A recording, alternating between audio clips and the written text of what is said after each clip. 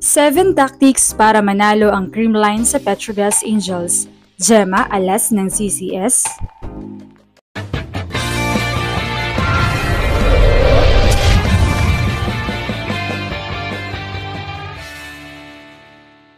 What's up, Volleyball Nation? Welcome back to my YouTube channel. Narito ako para magbigay sa inyo ng updates tungkol sa mundo ng volleyball. Pero bago yan, don't forget to subscribe and hit the notification bell para updated ka sa aking mga videos.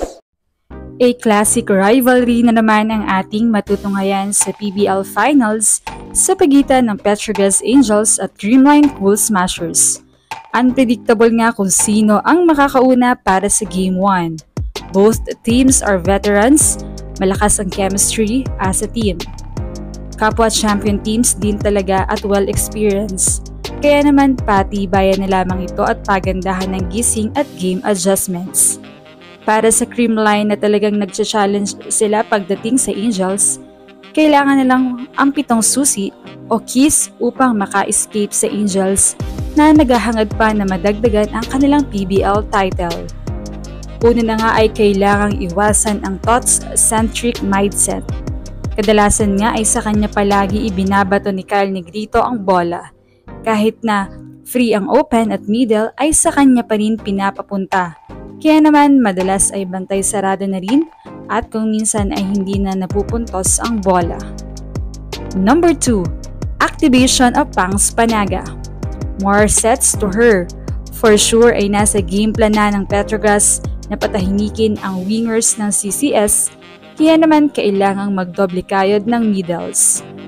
We know kung gaano kabilis ang bola ni Pangs. Kaya naman para hindi mag-unli wingers, si Kyle Negrito ay kailangang mapagana ang middles. Number 3. Stable reception and dig sa mga spikes ni Brooke. Well, na-witness naman natin kung gaano ka-power si Brooke at maganda rin ang ball placement niya. And since this is her first PBL Finals, kaya naman for sure ay all-out ang performance na ibibigay niya sa Creamline.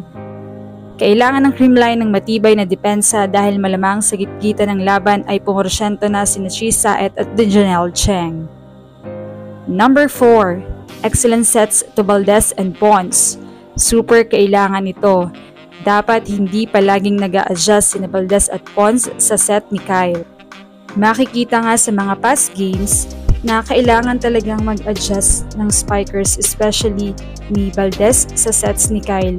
Kaya minsan alanganin na rin ang hampas ni Valdez at ginagawa na lang ng paraan. Number 5. Power spikes of Tots. Well, kung hindi talaga mapigilan ang Andy Tots, kailangang maibalik ni Tots ang dati niyang power na talagang bumobomba ang bola sa palo niya. Ito nga ang power na pwedeng makatapat sa power hits ni Brooke. Basta timing lang din. Number 6. MB Pons. While Bernadette Pons can be considered na pinakamahusay na open hitter, passer, and digger. Kaya naman once na maganda ang gising ni Pons, ay talagang aambag siya sa depensa at opensa. And number 7. Blocking and block touches would be crucial too. Upang hindi sila makarne katulad ng semis game 1 nila, and nidalaga nila ng matibay na blockings.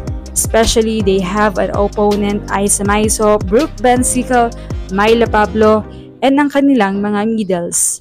Kaya naman importante ang blocking. Kahit pa block touches, basta matouch ang bola para hindi rin mahirap i-cover ng mga nasa likod. Kailangang ipakita ni Bea De Leon na siya ang number 1 blocker after prelims. Hindi rin dapat makalimutan si Gemma Galanza na ipinahinga pansamantala sa semis para fully recovered and ready siya sa finals. Alam natin ang capabilities ni Gemma Galanza, ang kanyang variations ng attacks, defense, and services. Anong masasabi niya? Thank you for watching and don't forget to subscribe. We'll be right back.